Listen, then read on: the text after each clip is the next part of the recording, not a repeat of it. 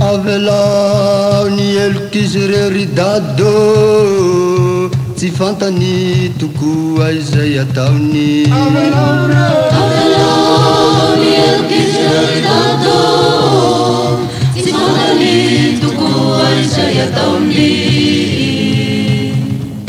Izaho namony aiky mba ho vonjin'izy ireo.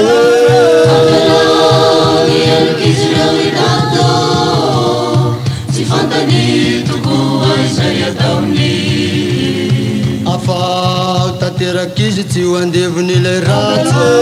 Avelao ny elokizy rery dado, tsy fantany tokoa izay ataony.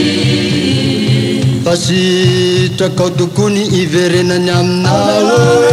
Avelao ny elokizy rery dado, tsy fantany tokoa izay ataony.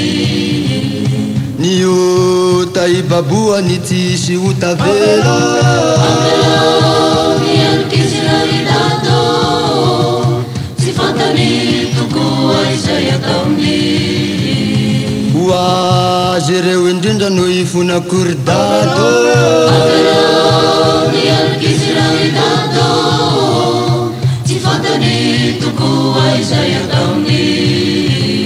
Fa tiako hiaraka amiko ny zanakao rehetra. Avelao ny elokizy rery dado, tsy fantany tokoa izay ataony. Hitantanazy ireo ny fanahinao ry dado. Avelao ny elokizy rery dado, tsy fantany tokoa izay ataony. Hotsapan'izy ireo fa teny rainy ianao. Avelao ny elokizy rery dado, tsy fantany tokoa izay ataony.